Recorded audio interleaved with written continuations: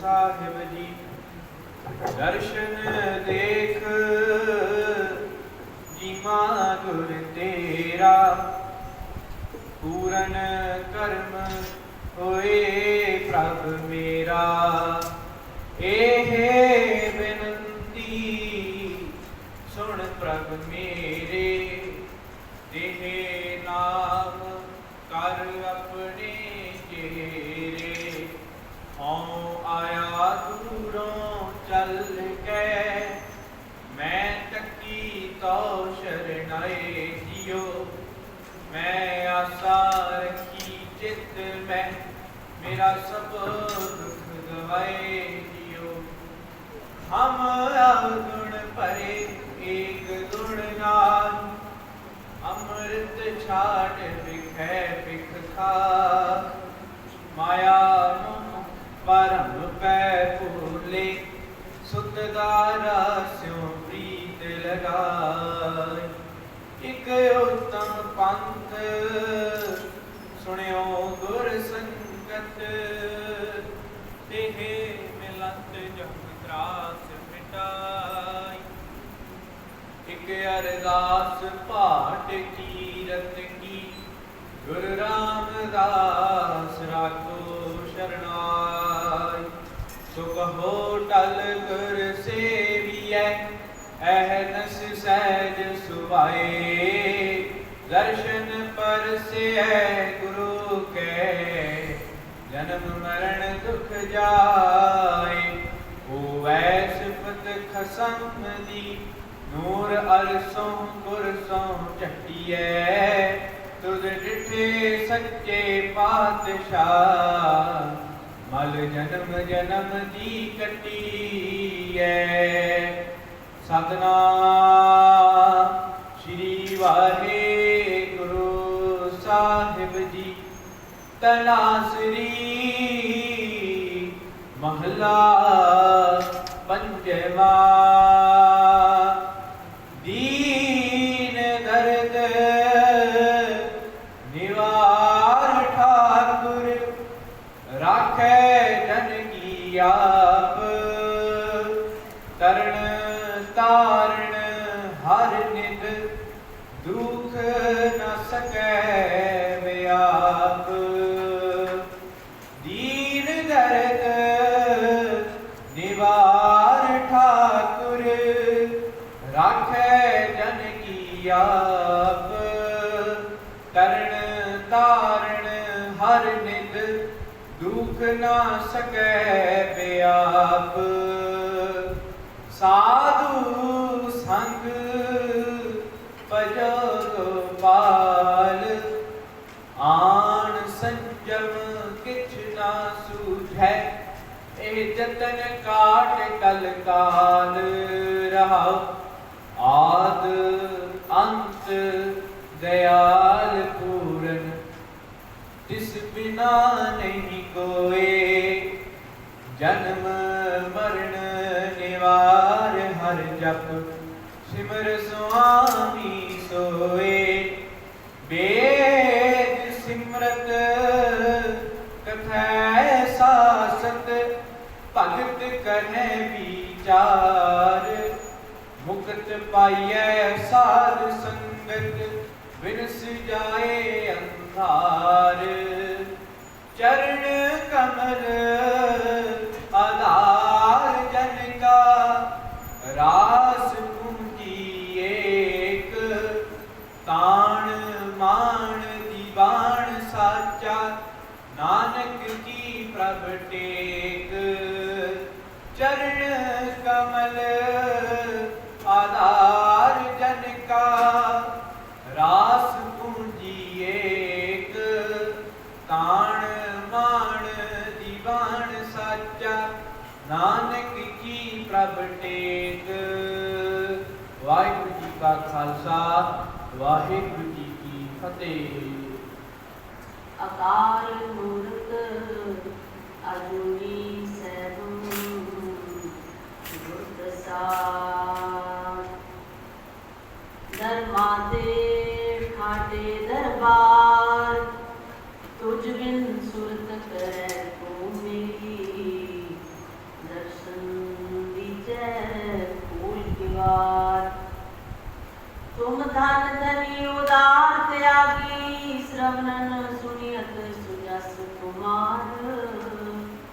मांगो काहे रंग सब देखो, तुम ही ते मेरो विस्तार। जय देव नामा विप सुदामा, तिनको कृपा हुई है अपार।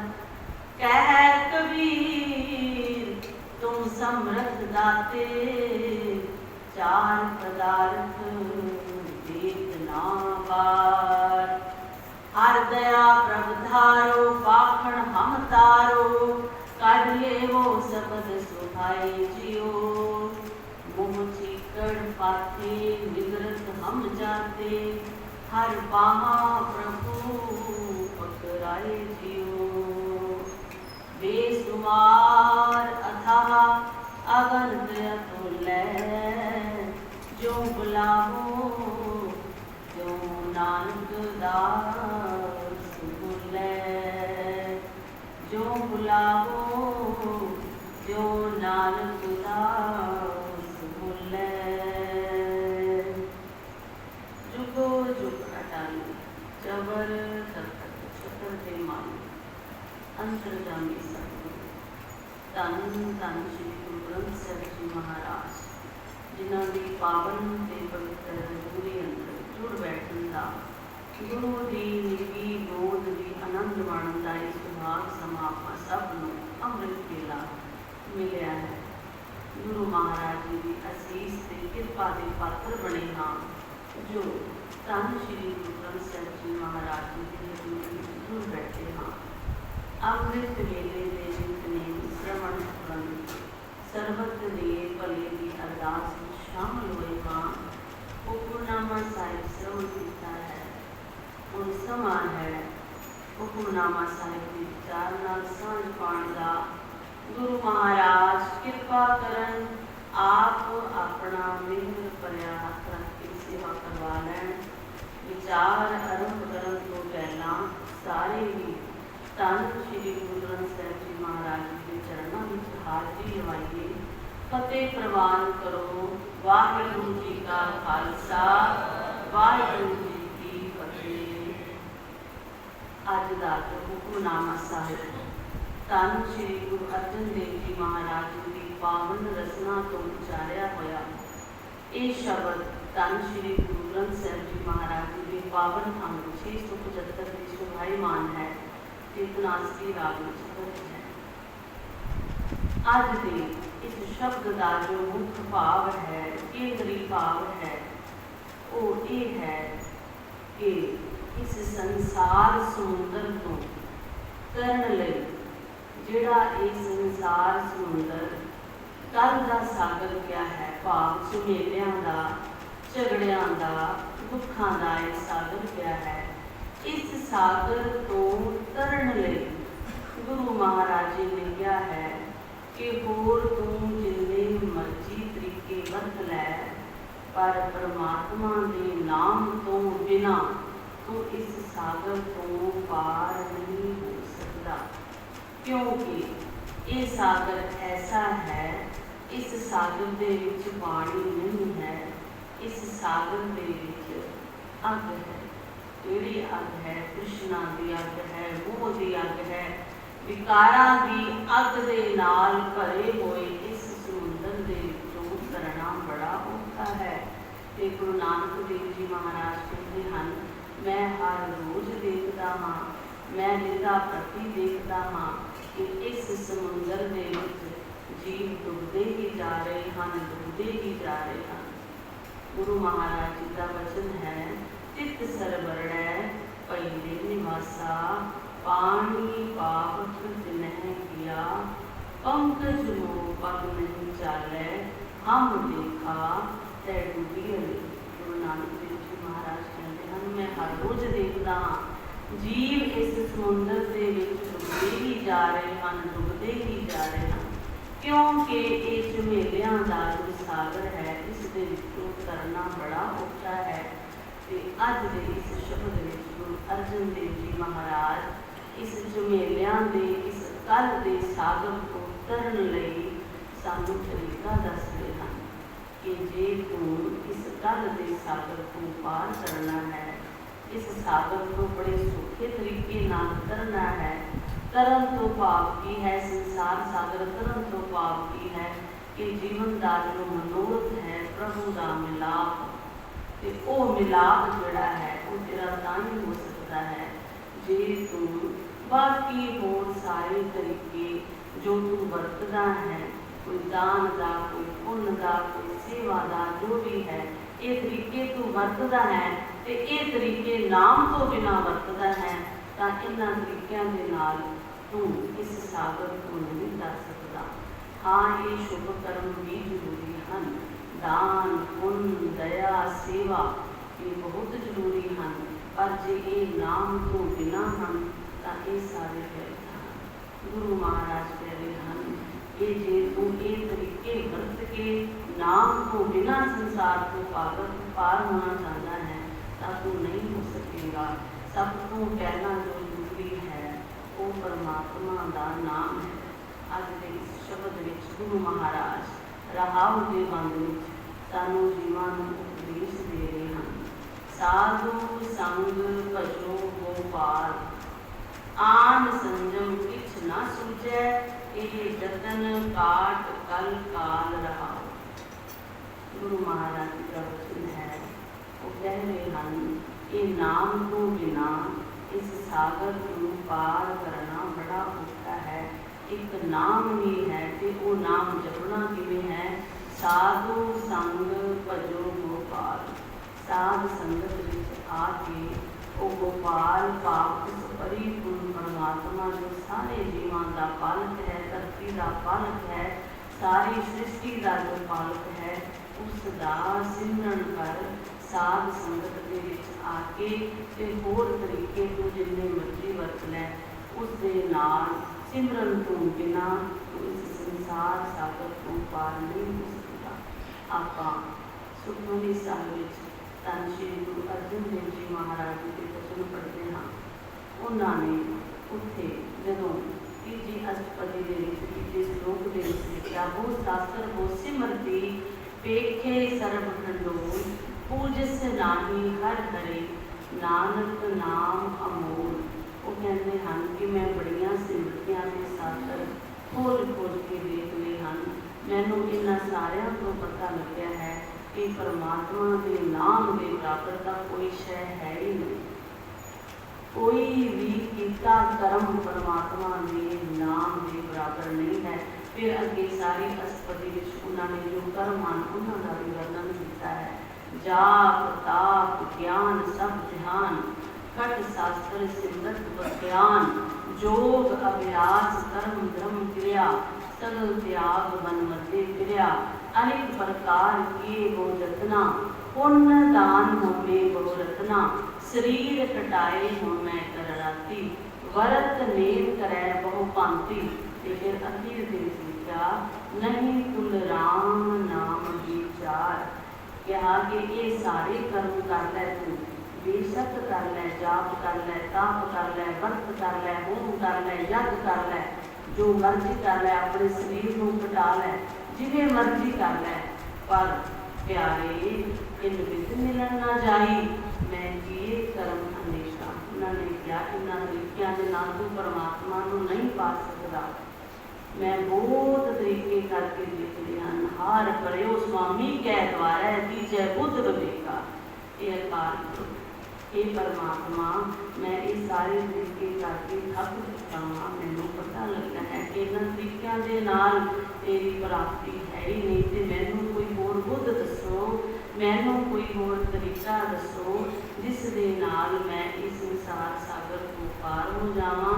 ते अज दे शब्द विच गुरु अर्जन देव जी महाराज वो तरीका दस रहे हैं। वो कह रहे हैं साधु संग भजो गोपाल। एक ही तरीका है, सिर्फ एक तरीका कि साध संगत विच आके उस अकाल पुरख का सिमरन कर। राम रमन करण भै सागर, परमात्मा के नाम का सिमरन करन दे नाल उस संसार सागर को पार हो जाएगा। धन श्री गुरु नानक देव जी महाराज जी के समय जदों सिद्ध सन जिहड़े उस सुमेर पर्वत पर जा रहे सन, इस धरती तो 19,000 फुट उच्चा सी सुमेर पर्वत ते उन्हां कोल किन्नियां करामाती शक्तियां सन, क्योंकि उन्होंने योग ਜਿਹੜੇ ਆਸਨ ਸਨ ਉਹ ਕਰ ਕਰਕੇ ਆਪਣੀਆਂ ਉਮਰਾਂ ਵਧਾ ਲਈਆਂ ਸਨ।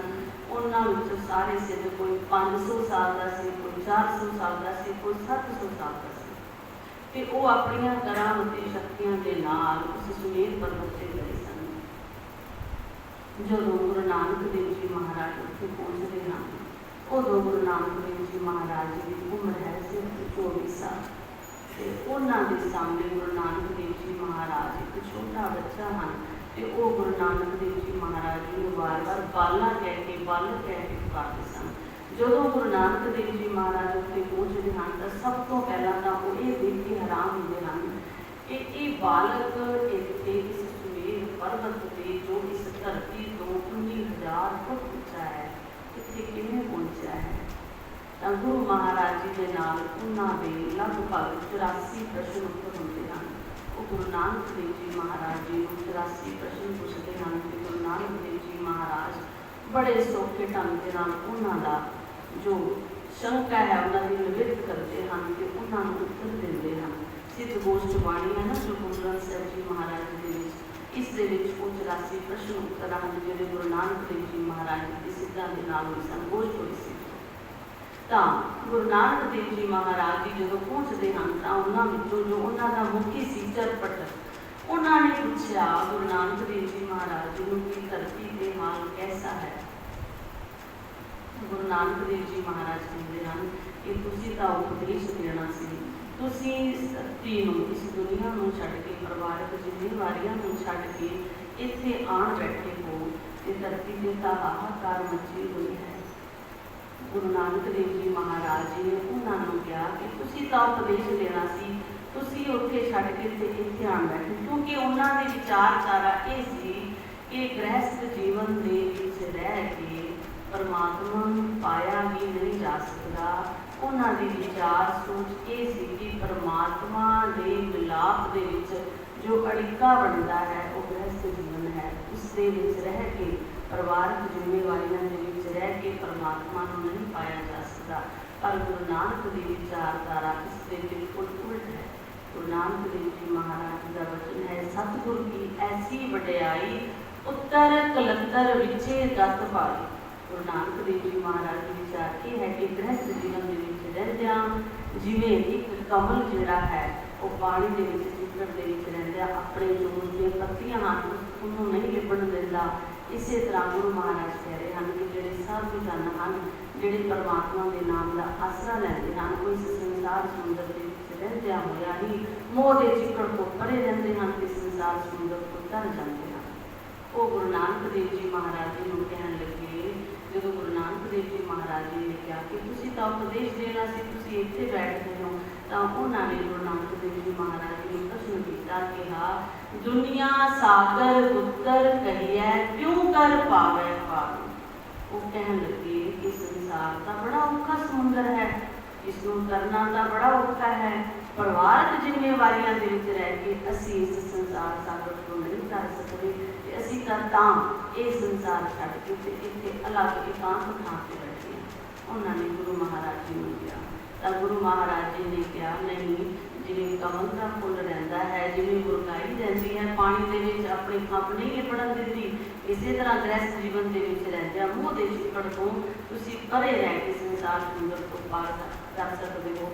ਤਾਂ ਉਹਨਾਂ ਨੇ ਫੇਰ ਕਿਹਾ ਕਿ ਕਿਵੇਂ ਹੋ ਸਕਦਾ, ਕਹਿੰਦੇ ਤਾਂ ਇਸ ਤਰ੍ਹਾਂ ਹੈ, ਮੋਮ ਕੇ ਦੰਦ ਕਿਉਂ ਖਾਈਏ ਸਾਰ। ਕਹਿੰਦੇ ਤੁਸੀਂ ਇਸ ਤਰ੍ਹਾਂ ਕਹਿ ਰਹੇ ਹੋ ਜਿਵੇਂ ਮੋਮ ਦੇ ਦੰਦ ਹੋਣ ਤੇ ਉਹਨਾਂ ਦੇ ਨਾਲ ਲੋਹੇ ਨੂੰ ਚਬਾਣਾ ਹੋਵੇ। ਕਹਿਣ ਲੱਗੇ ਨਹੀਂ ਤਰਿਆ ਜਾ ਸਕਦਾ। ਤਾਂ ਗੁਰੂ ਮਹਾਰਾਜ ਜੀ ਨੇ ਉਹਨਾਂ ਨੂੰ ਉਪਦੇਸ਼ ਦਿੱਤਾ ਹੈ। ਪੁੱਤਰ ਦੇ ਰਾਹੀਂ ਗੁਰੂ ਮਹਾਰਾਜ ਜੀ ਨੇ ਵਚਨ ਕੀਤਾ, ਗੁਰਮੁਖ ਬਾਂਧਿਓ ਸੇਤ ਵਿਦਾਤੈ ਲੰਕਾ ਲੁੱਟੀ ਦੈਂਤ ਸੰਤਾਪੈ। ਕਹਿੰਦੇ ਜਿਵੇਂ ਰਾਮ ਚੰਦਰ ਜਦੋਂ ਉਹਨਾਂ ਦੀ ਪਤਨੀ ਸੀਤਾ ਨੂੰ ਰਾਵਣ ਹਰ ਕੇ ਚੁਰਾ ਕੇ ਲੈ ਗਿਆ ਸੀ, ਤਾਂ ਜਿੱਥੇ ਉਸ ਦਾ ਨਿਵਾਸ ਸੀ ਲੰਕਾ ਦੇ ਵਿੱਚ, ਤਾਂ ਜਿੱਥੇ ਰਾਮ ਚੰਦਰ ਸੀ ਉਹਨਾਂ ਦੋਨਾਂ ਦੇ ਵਿੱਚ ਇੱਕ ਸਮੁੰਦਰ ਸੀ। ਇਹ ਸਮੁੰਦਰ ਜਿਹੜਾ ਸੀ ਉਹ ਅੜਿੱਕਾ ਸੀ ਰਾਵਣ ਤੱਕ ਪਹੁੰਚਣ ਲਈ। ਤਾਂ ਰਾਮ ਚੰਦਰ ਨੂੰ ਇੱਕ ਭੇਦ ਰਾਵਣ ਦੇ ਘਰ ਦਾ, ਰਾਵਣ ਦੀ का भेद दिता उसके पराग लिखण। गुरु महाराज जी ने अगे उसका जिक्र भी किया है। गुरु महाराज जी ने कहा कि जिमें उस समुद्र तो तरन लई उन्होंने पुल बनाया, उस पुल के राही उस समुद्र तो पार हुए ते रावण तक पहुँचे। रामचंद्र ने रावण नूं मारिया ते सीता नूं बचा के लिया। पर यह भेद दस्या किने? गुरु महाराज कहते हैं ये भेद दस्या भविष्य ने दस्या। गुरमुख बांध्यो सेत विधातै, लंका लूटी तै किसतापै। रामचंद मारियो एह रावण, रामचंद ने एह भाव उस सप रावण को मार दिता।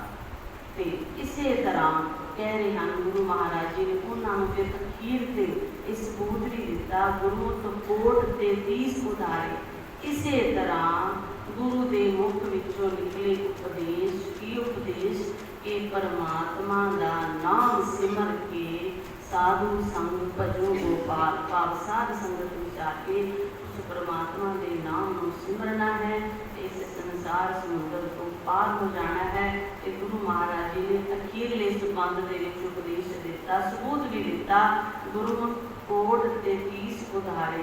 भाव जदों जेड़े मनुख जेड़े जीव गुरु के मुख चों निकले उपदेश को समझ लेंदे हन, भाव परमात्मा का नाम जपते हैं, गुरु के मुख विचों निकलिया उपदेश जिहड़ा है वो एक पुल बन जाता है इस संसार समुद्र के विच। इस पुल ते चढ़ के वो फिर जीव जिहड़े हैं वो इस संसार समुद्र को तर जाते हैं, सौखे भी तर जाते हैं। पर होर कोई तरीका जिहड़ा तरीका तुसीं वरत्या है ना कि संसारिक जिम्मेवारियों को छड्ड के जो आसना राही शक्तियां राही इत्थे आके बैठे हो इस समुद्र राही, इस तरीके राही तुसीं संसार समुद्र को पार नहीं हो सकते। अज देश शब्द गुरु अर्जन देव जी महाराज यही उपदेश दे रहे हैं, साधु संग भजो गोपाल, आन संजम किछ न सूझै, जतन काट कल काल रहा। फिर की होएगा जे गुरु महाराज जी दे वचनां दा उपदेश नूं तुसीं मन के वचनां ते पहरा दे के साध संगत विच आके उस परमात्मा का नाम जपते हो तो फिर की होएगा? दीन दर्द निवार ठाकुर राखै जन की आप। जो इस संसार समुद्र जिसनों दुखों का कलेशां का सागर किया गया है, इस दे विच दुख किहड़े हन? ये 5 जो विकार हन, काम क्रोध लोभ मोह अहंकार, इन्हां तो फिर बचा हो जाता है।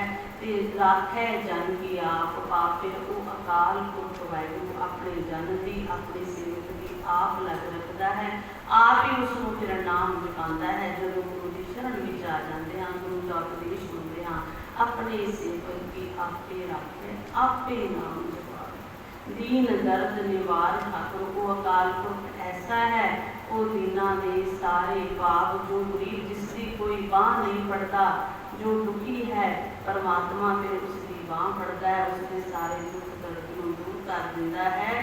तरण तारण हार नित दुख ना सकै व्याप। ये फिर जो दुख हन काम क्रोध लोभ मोह अहंकार द्वेष ईर्षा, इन्हां दुखों को फिर वो अकाल पुरख आपे बचा लेंदा है।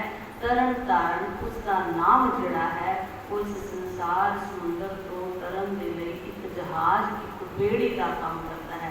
आपां हर रोज ये वचन श्रवण करते हाँ, वाहिगुरू नाम जहाज है चढ़े सो उतरे पार, जो श्रद्धा कर सेव दे गुर पार उतारन हार। वाहिगुरू का एक जहाज है जो श्रद्धा रख के भरोसा रख के चलते हैं तो उसका नाम जपते हैं तो वो अकाल पुरख आप जो सुखों का खजाना है, गरीबों के अपने जनां के दुख दूर करने वाला है, वो अकाल पुरख आप फिर उस बेड़े राही इस संसार समुद्र को सोख्या पार कर देता है। अगे गुरु महाराज जी का वचन है, आद अंत दयाल पूरन इस बिना नहीं कोई, जन्म मरण निवार हर जप सिमर सुआमी। गुरु महाराज कह रहे हैं कि हे भाई, जो परमात्मा जो दया का समुद्र है, दया का घर है, ये सारे जीवां का राखा है। आद अंत भाव जो सृष्टि की हजे पैदाइश नहीं हुई सी, उस तो लैके अंत तक वो परमात्मा जिहड़ा है अपने जीवां की आप रक्षा करता है, क्योंकि उस वक्त का कोई रोल है ही नहीं। जन्म मरण निवार हर जप सिमर स्वामी सोए। ते जे तू जन्म मरण का चक्कर जिहड़ा है इस तो खलासी पाना चाहता है, क्योंकि परमात्मा का मिलाप है ही तां जे जन्म मरण का चक्कर खत्म होता है। ते जे जन्म मरण का चक्कर खत्म है तो फिर परमात्मा का मिलाप है। पर ये 84 वाला चक्कर जिहड़ा है ये खत्म नहीं होता, क्योंकि मनुख जिहड़ा है परमात्मा के नाम नूं छड्ड के हौमे दे विच ये सारी जिंदगी गुजारता है ते हौमे लैके फिर उसकी मौत हो जाती है। फिर 84 लाख फिर जो जिहड़ी होनी शुरू होती है। ये जन्म मरण का चक्कर जिहड़ा है ये हर वेले बनया रहता है। ये सब तो वड्डा दुख जो गुरबाणी विच दस्सिया है वो जन्म मरण का ही दुख है। जे एक बजुर्ग नूं ये कहा जाए कि हुण तेरा समा वो है, हुण तू फिर पंघूड़े दे विच सोना है। जे एक MA विच पढ़ रहे PhD कर रहे बच्चे को कहा जाए कि हुण तू अज तो फिर नर्सरी क्लास के विच बहना है, तो कितना वड्डा दुख है। गुरु महाराज कह रहे हैं इस दुख तो तेरा छुटकारा हो सकता है कि साधु संग भजो गोपाल।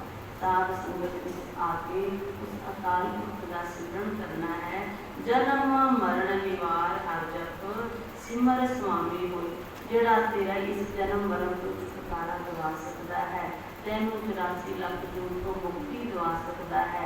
जिथे अवगट गलियां भीड़ियां तिथे हर हर मुक्त करे।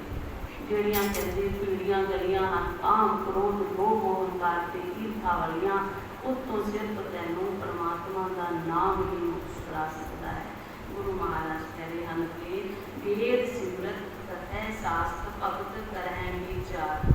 ये भाई वेद हन सिमरतियां हन शास्त्र हन जिन्नियां भी धार्मिक पुस्तकां हन ते नाल जो भगत जन हन, जिवें भगत कबीर जी की भगत प्रहलाद जी की आपां हर रोज साखियां उदाहरणों पर सानूं पता लगता है कि किवें परमात्मा ने उन्होंने हथ दे के बचा लिया सी। भगत कबीर जी नूं उस समय दे जो सरकार सी उस समय दी उसने बड़ा काम किया सी। जंजीरां नाल बन के गंगा नदी दे विच डुबाउण की कोशिश की सी। भगत प्रहलाद जी नूं तां उसदे पिता हरणाक्ष ने ही बड़ी बार मारन की कोशिश की सी, पर उस अकाल पुरख जो है उसका विरध है वो अपने जना की अपने सेवकां की लग रखता है तो उन्होंने हाथ लेके बचा दिता है। तो फिर दुख जिहड़े हैं वो उस अपने जन नूं उस सेवक नूं नहीं पहुंचते। गुरु महाराज कह रहे हैं मुक्त पाइए साध संगत बिन सजाए अंधार। फिर माया का जो हनेरा है जिस दे विच असीं हर वेले फसे रहते हाँ ते परमात्मा दे नाल मिलाप ही नहीं हो सकता, क्योंकि माया का मोह ऐसा है जिस दे विच फस के परमात्मा चेते ही नहीं रहता, उस दे विच जगड़ा ही जाता है मनुष्य। पर गुरु महाराज कह रहे हैं कि जदों तू इस उपदेश को मन रहेगा, किहड़ा उपदेश साधु संग भजो गोपाल। ये उपदेश को बार बार चेते रखना है। फिर तू की होएगा मुक्त पाइए साध संगत बिन सजाए अंधार। फिर ये अनेरा जिहड़ा है माया का ये दूर हो जाएगा। कदों जदों साध संगत दे विच आके परमात्मा के नाम का सिमरन करेगा। चरण कमल आधार जन का रास पूंजी। सब तो पहला जो गल दसी वो भी जन की दसी ते अखीर दे विच भी गुरु महाराज कह रहे हैं कि जो उस परमात्मा के जन बन जाते हैं, सेवक बन जाते हैं, भगत बन जाते हैं, फिर वो जो परमात्मा के मिलाप तक जो रस्ता है, जो पीढ़ियां गलियां हैं उन्होंने रास पूंजी पाप परमात्मा का नाम जिहड़ा है वो उन्होंने भगत जनां की रास पूंजी बन जाती है। वो उस परमात्मा के चरण कमल भाव नाम के आधार बना लेंगे हैं। तान मान दीवान साचा नानक की प्राप्ति। फिर वो भगत जनां दे वो दीनां दे जो दुख करन वाला दूर करन वाला परमात्मा है वो उन्हां सारे अपने जनां के सेवकां दा तान भी बन जाता है, मान भी बन जाता है, दीवान भी बन जाता है। कदों नानक की प्राप्ति जदों उस अकाल पुरख के नाम का सहारा लिया जाता है। अज दे इस हुक्मनामा साहिब का जो उपदेश है साधु संग भजो गोपाल, ये तू जिन्ने मर्जी तरीके वरत ले, जे नाल सिमरन नहीं तो फिर तू इस संसार सुंदर तो नहीं कर सकता। ਤੇ ਗੁਰੂ ਮਹਾਰਾਜ ਕਿਰਪਾ ਕਰਨ ਅੱਜ ਦਾ ਇਹ ਉਪਦੇਸ਼ ਆਪਾਂ ਸਭ ਦੇ ਹਿਰਦਿਆਂ ਦੇ ਵਿੱਚ ਵਸ ਜਾਵੇ। ਸਾਨੂੰ ਵੀ ਇਹ ਉਪਦੇਸ਼ ਗ੍ਰਹਿਣ ਕਰਨਾ ਆ ਜਾਵੇ ਕਿ ਸਾਧ ਸੰਗਤ ਦੇ ਵਿੱਚ ਆ ਕੇ ਨਾਮ ਜਪ ਕੇ ਇਸ ਸੰਸਾਰ ਸਮੁੰਦਰ ਤੋਂ ਸੌਖਿਆਂ ਹੀ ਪਾਰ ਹੋਇਆ ਜਾ ਸਕਦਾ ਹੈ। ਹੋਈਆਂ ਬੇਅੰਤ ਪ੍ਰਕਾਰ ਦੀਆਂ ਭੁੱਲਾਂ ਨੂੰ ਬਖਸ਼ ਲੈਣਾ। ਅੰਤ ਵਿੱਚ ਤੇ ਸਤਿਗੁਰਾਂ ਦੀ ਬਖਸ਼ੀ ਹੋਈ ਪਾਵਨ ਫਤਿਹ ਸਾਂਝੀ ਕਰੀਏ। ਵਾਹਿਗੁਰੂ ਜੀ ਕਾ ਖਾਲਸਾ, ਵਾਹਿਗੁਰੂ ਜੀ ਕੀ ਫਤਿਹ। ਬਹੁਤ ਧੰਨਵਾਦ ਹੈ ਮਾਤਾ ਮਨਜੀਤ ਕੌਰ ਜੀ ਦਾ, ਜਿਨ੍ਹਾਂ ਨੇ ਬੜੇ ਹੀ ਪਿਆਰ ਸ਼ਰਧਾ ਭਾਵ ਦੇ ਨਾਲ ਅੱਜ ਦੇ ਹੁਕਮਨਾਮਾ ਸਾਹਿਬ ਜੀ ਦੀ ਕਥਾ ਸਾਨੂੰ ਸਾਰਿਆਂ ਨੂੰ ਸ਼ਰਵਣ ਕਰਵਾਈ ਹੈ। ਭਾਗਾ ਵਾਲੇ ਹਾਂ ਜੋ ਗੁਰੂ ਦੇ ਚਰਨਾਂ ਦੇ ਵਿੱਚ ਜੁੜ ਬੈਠਣ ਦਾ ਸੁਭਾਗ ਸਮਾਂ ਪ੍ਰਾਪਤ ਹੋਇਆ ਹੈ।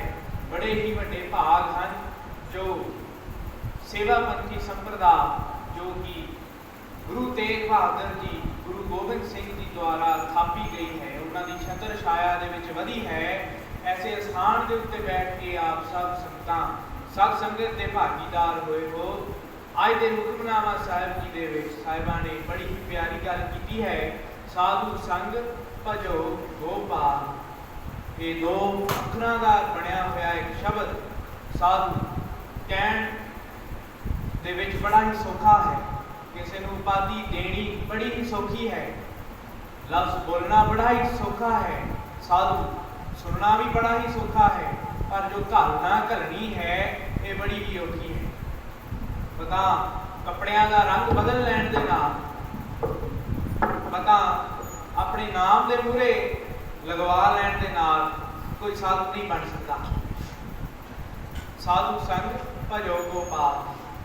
ਜਿੱਥੇ ਜਿੱਥੇ ਗੁਰਬਾਣੀ ਦੇ ਵਿੱਚ ਸਾਧ ਲਫ਼ਜ਼ ਆਇਆ ਹੈ, ਸਾਧੂ ਦੀ ਗੱਲ ਹੋਈ ਹੈ, ਇਸ ਦਾ ਮਤਲਬ ਹੈ ਜੋ ਗੁਰਬਾਣੀ ਦੇ ਮਾਰਗ ਉੱਤੇ ਚੱਲ ਕੇ ਜਿਸ ਨੇ ਆਪਣਾ ਹਿਰਦੇ ਸ਼ੁੱਧ ਕਰ ਲਿਆ ਹੈ, ਜਿਸ ਨੇ ਆਪਣੇ ਕਰਮ ਸ਼ੁੱਧ ਕਰ ਲਏ ਹਨ, ਜਿਸ ਨੇ ਗੁਰਬਾਣੀ ਨੂੰ ਆਪਣੇ ਹਿਰਦੇ ਦੇ ਵਿੱਚ ਆਪਣੇ ਕਰਮਾਂ ਦੇ ਵਿੱਚ ਵਸਾ ਲਿਆ ਹੈ, ਉਹ ਹੁੰਦਾ ਹੈ ਸਾਧੂ। ਘਾਲਣਾ ਬੜੀ ਹੀ ਔਖੀ ਹੈ, ਕਿਉਂਕਿ ਗੁਰਬਾਣੀ ਕਹਿੰਦੀ ਹੈ ਸਾਰਿਆਂ ਨੂੰ ਇੱਕ ਅੱਖ ਨਾਲ ਦੇਖੋ, ਪਰ ਅੰਨਾ ਵੰਡੇ ਰੇਵੜੀਆਂ ਮੁੜ ਮੁੜ ਆਪਣਿਆਂ। ਇਹੀ ਗੁਆਂਢੀ ਦਾ ਜਵਾਕ ਭੁੱਖਾ ਬੈਠਾ ਹੋਵੇ, ਆਪਣਾ ਜਵਾਕ ਖਿਡੌਣੇ ਨੂੰ ਰੋ ਰਿਹਾ ਹੋਵੇ ਤੇ ਅਸੀਂ ਆਪਣੇ ਬੱਚੇ ਨੂੰ ਖਿਡੌਣਾ ਲੈ ਕੇ ਦਿੰਦੇ ਹਾਂ, ਕਿਉਂਕਿ ਗੁਰਬਾਣੀ ਮੰਨੀ ਨਹੀਂ। ਅਗਰ ਗੁਰਬਾਣੀ ਯਾਦ ਆ ਜਾਏ ਕਿ ਨਹੀਂ ਗੁਆਂਢੀ ਦੇ ਬੱਚੇ ਨੂੰ ਰੋਟੀ ਦੀ ਜ਼ਿਆਦਾ ਜ਼ਰੂਰਤ ਹੈ ਤੇ ਉਸ ਨੂੰ ਰੋਟੀ ਖਵਾਉਣੀ ਹੈ, ਅਗਰ ਇਹ ਗੱਲ ਯਾਦ ਆ ਜਾਏ ਤਾਂ ਇਹ ਹੈ ਘਾਲਣਾ। ਹੈ ਬੜੀ ਔਖੀ, ਆਪਣਾ ਬੱਚਾ ਵੀ ਰੋ ਰਿਹਾ ਹੈ, ਪਰ ਜਦੋਂ ਇਹ ਘਾਲਣਾ ਕਰ ਲਈ ਉਦੋਂ ਸਮਝ ਲਈਏ ਕਿ ਅਸੀਂ ਵੀ ਸਾਧੂ ਦੇ ਰਸਤੇ ਦੇ ਉੱਤੇ, ਸਾਧ ਬਣਨ ਦੇ ਰਸਤੇ ਦੇ ਉੱਤੇ ਚੱਲ ਗਏ। ਐਸੇ ਜਿਨ੍ਹਾਂ ਦੇ ਹਿਰਦਿਆਂ ਦੇ ਵਿੱਚ ਗੁਰਬਾਣੀ ਵਸ ਚੁੱਕੀ ਹੈ, ਐਸੇ ਸਾਧੂਆਂ ਦੀ ਸੰਗਤ ਕਰਕੇ, ਉਹਨਾਂ ਦੇ ਗੁਣ ਧਾਰਨ ਕਰਕੇ ਉਸ ਪਰਮਾਤਮਾ ਦਾ ਨਾਮ ਜਪਣਾ ਹੈ। ਸਾਧੂ ਸੰਗ ਭਜੋ ਗੋਪਾਲ। ਐਸੀ ਅੱਜ ਦੇ ਹੁਕਮਨਾਮਾ ਸਾਹਿਬ ਜੀ ਤੋਂ ਸੇਧ ਮਿਲਦੀ ਹੈ। ਅਸੀਂ ਗੁਰੂ ਸਾਹਿਬ ਜੀ ਅੱਗੇ ਅਰਦਾਸ ਕਰੀਏ ਕਿ ਗੁਰਬਾਣੀ ਦੇ ਦੱਸੇ ਹੋਏ ਮਾਰਗ ਉੱਤੇ ਚੱਲਣ ਦੀ ਜਾਂਚ ਆ ਜਾਏ, ਅਸੀਂ ਵੀ ਸੰਤੀ ਦੇ ਰਸਤੇ ਉੱਤੇ ਚੱਲੀਏ, ਸਾਧੂ ਪੁਣੇ ਦੇ ਰਸਤੇ ਉੱਤੇ ਚੱਲੀਏ, ਤਾਂ ਜੋ ਇਹ ਲੋਕ ਸੁਖੀਏ ਪਰ ਲੋਕ ਸੁਹੇਲੇ ਹੋ ਸਕਣ। ਜੀ ਜ਼ਰੂਰੀ ਬੇਨਤੀ ਕਿ ਗੁਰੂ ਅਮਰਦਾਸ ਇਸਤਰੀ ਸਾਸਨ ਸਭਾ ਸੁਖਮਨੀ ਸੇਵਾ ਸੁਸਾਇਟੀ ਵੱਲੋਂ 3 ਤੋਂ 5 ਸੁਖਮਨੀ ਸਾਹਿਬ ਜੀ ਦੇ ਪਾਠ ਦਰਬਾਰ ਹਾਲ ਦੇ ਵਿੱਚ ਪੜ੍ਹੇ ਜਾਣਗੇ। ਸੰਗਤ ਨੂੰ ਬੇਨਤੀ ਹੈ ਕਿ ਵੱਧ ਤੋਂ ਵੱਧ ਹਾਜ਼ਰੀਆਂ ਭਰ ਕੇ ਆਪਣਾ ਜੀਵਨ ਸਫਲਾ ਕਰੀਏ। ਜੀ ਹੁਣ ਆਸਾ ਦੀ ਵਾਰ ਦੇ ਕੀਰਤਨ